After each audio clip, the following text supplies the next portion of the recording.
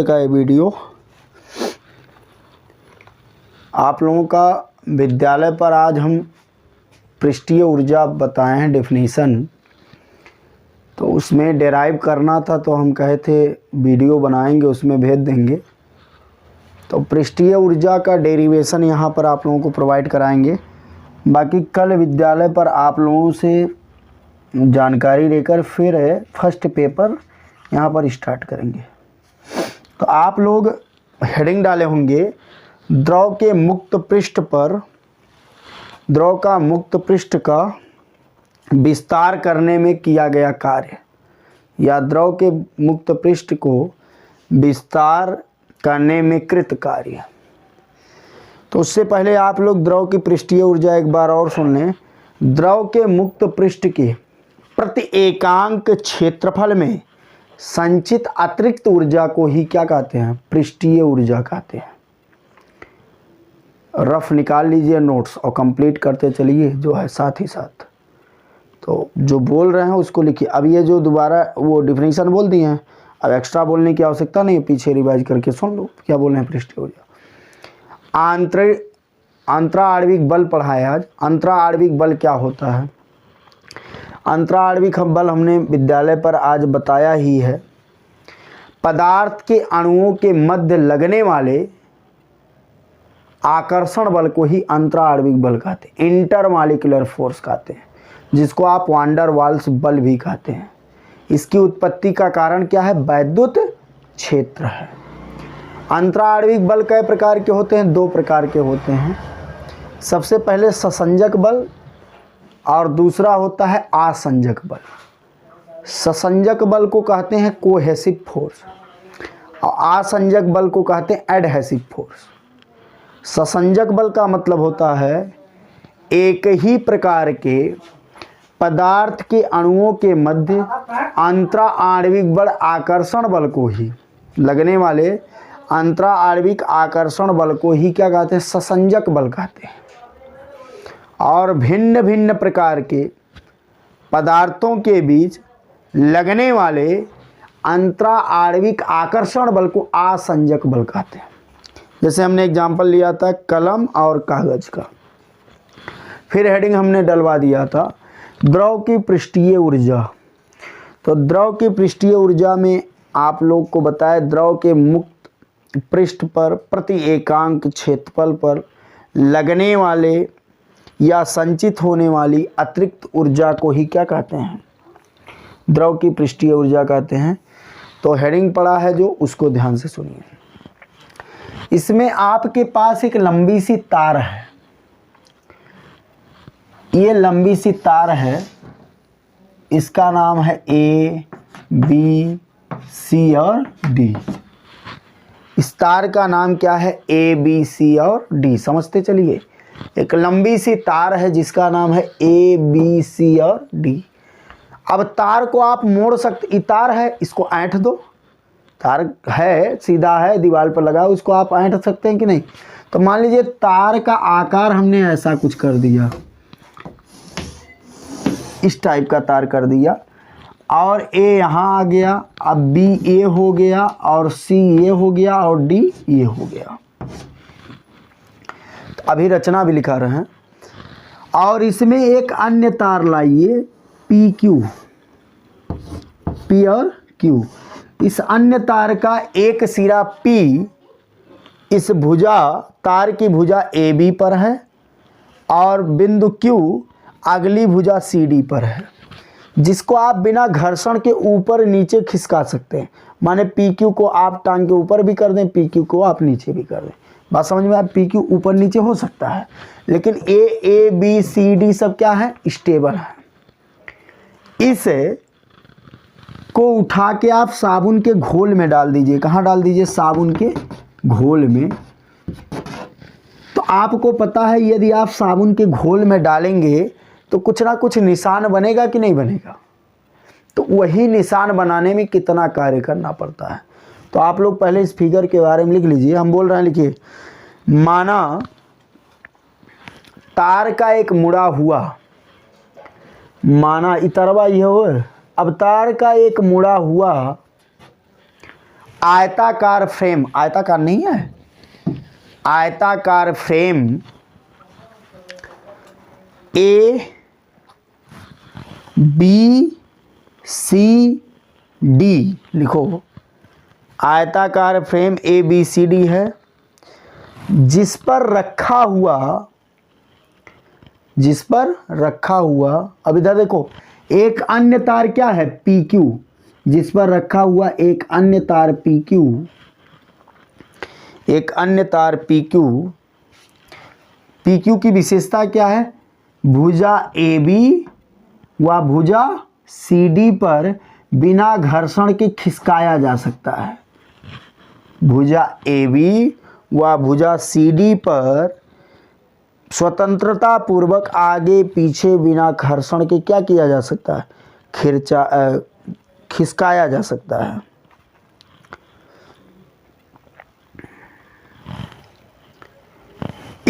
अब ये फ्रेम नहीं है, इस पूरे फ्रेम को लिखो, इस पूरे फ्रेम को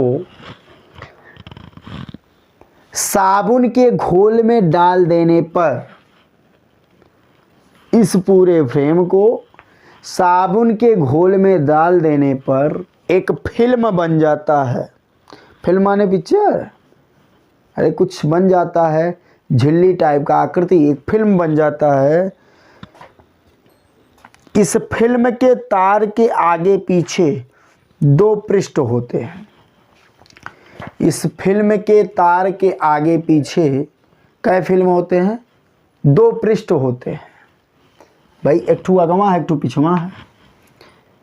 और ये जो आप ये तो पता है ए बी सी डी एक आयताकार मुड़ा हुआ तार का टुकड़ा है, फ्रेम है। तो ये जो अलग तार आप पी क्यू लाए हैं, जिसका एक सिरा भुजा ए बी पर रखा है और क्यू सिरा भुजा सी डी पर रखा है, जिसको आप आगे पीछे खिसका सकते हैं, इसकी लंबाई क्या है, मान लीजिए इसकी लंबाई स्मॉल यल है। इसकी लंबाई कितना है, स्मॉल यल है। देखो यदि तार पी क्यू की लंबाई, उसके आगे लिखिए, यदि तार पी क्यू की लंबाई, इतरवा पी क्यू की लंबाई कितना हो, स्मॉल यल हो, तथा साबुन के घोल का पृष्ठ तनाव, पृष्ठ तनाव आपको पता है टी इक्वल टू क्या होता है, F upon L, T equal to F upon L, तथा साबुन के घोल का पृष्ठ तनाव टी हो तो के बाद इधर देखिए,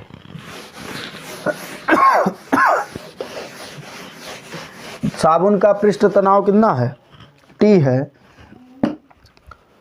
तो प्रत्येक बिंदु पर लगने वाला बल, तो प्रत्येक बिंदु पर लगने वाला बल,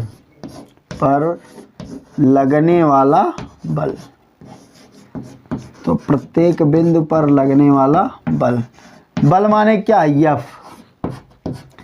अब आपको पता है चूंकि T बराबर होता है एफ अपान यल, T बराबर क्या होता है, एफ अपान यल, तो एफ बराबर T इंटू यल हो जाएगा कि नहीं।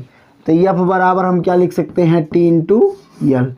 तो तार के प्रत्येक बिंदु पर लगने वाला बल क्या हो जाएगा, T इंटू यल हो जाएगा, f equal to T into l. इसको मान लेंगे समीकरण नंबर 1, इसको आप लोग नोट कीजिए।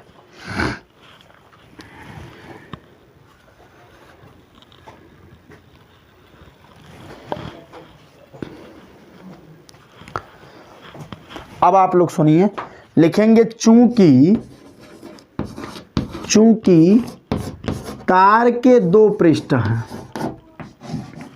चूंकि तार के कितना पृष्ठ हैं, दो पृष्ठ हैं। कै पृष्ठ हैं, दो पृष्ठ हैं। अतः बल,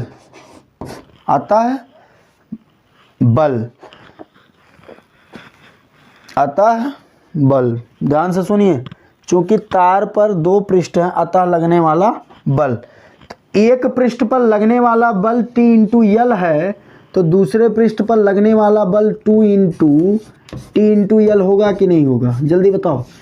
एक पृष्ठ पे टीएल लगाता है तो दूसरे के पे 2 का मल्टीप्लाई करेंगे कि नहीं, तो दूसरे पर कितना लगेगा, f equal to 2 into TL. समीकरण नंबर 2 करके इसको भी नोट कर लीजिए।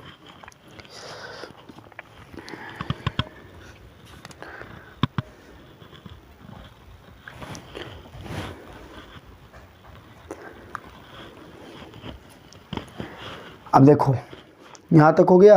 अरे भाई इसके प्रत्येक बिंदु पर लगने वाला बल यदि पृष्ठ तनाव टी हो तो टी बराबर एफ अपान एल होता है, तो एफ बराबर टी इंटू एल। ये एक पृष्ठ का है तो दोनों पृष्ठ पर तो उसी में 2 का मल्टीप्लाई कर देंगे टी एल में, इस बल में।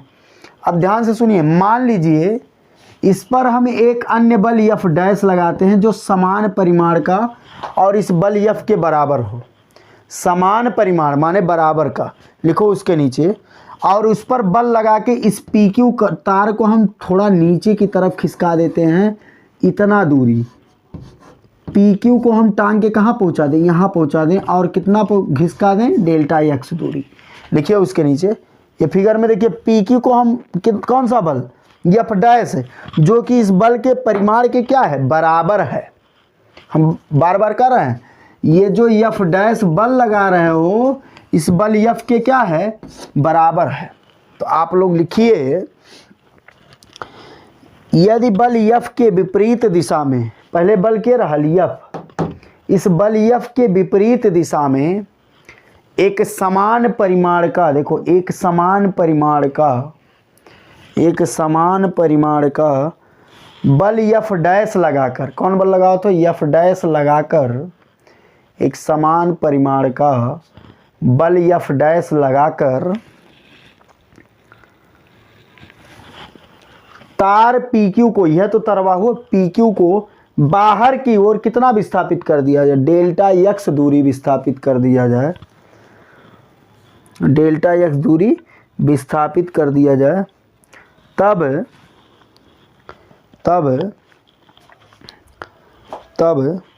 किया गया कार्य,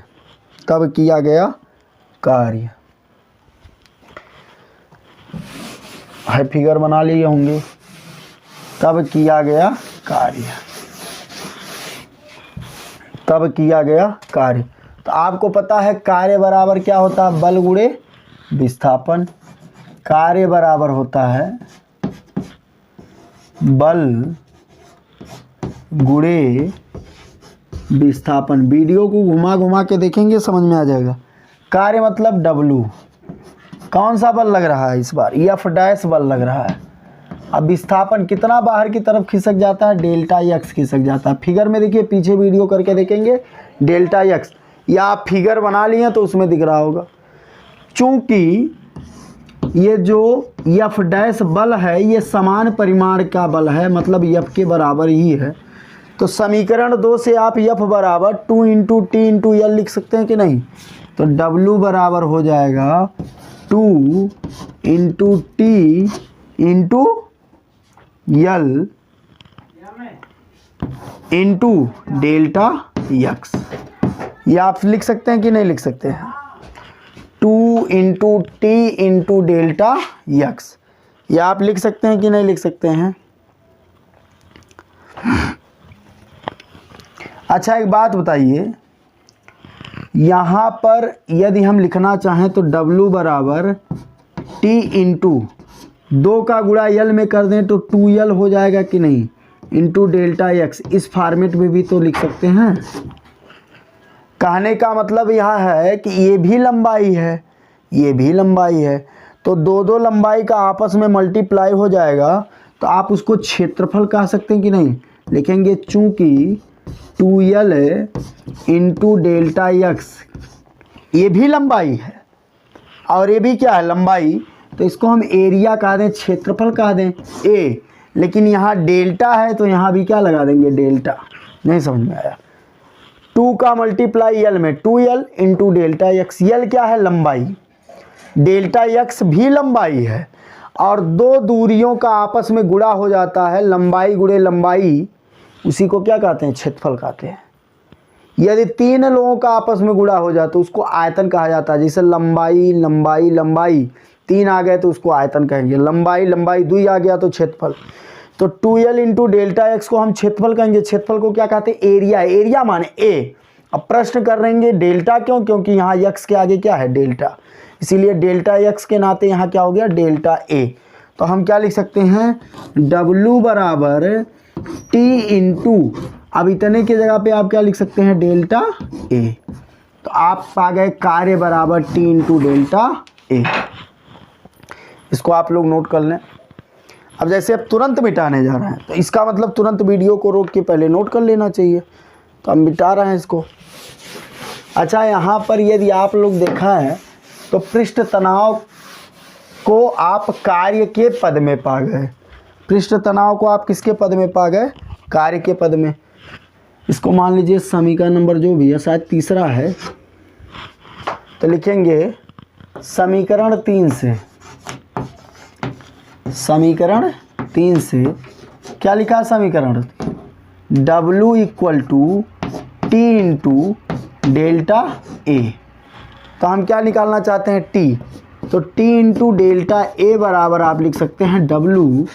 अब टी बराबर क्या लिख दोगे? W अपान डेल्टा ए, जो कि हम पृष्ठ तनाव जब बता रहे थे तो स्तुति नाम है उसका, स्तुति। ये मात्रक लिख के लाई थी। मात्रक क्या है उसका कापी देखोगे तो लिखिए मात्रक। सुबह दिए नहीं थे, इसका मात्रक निकालो।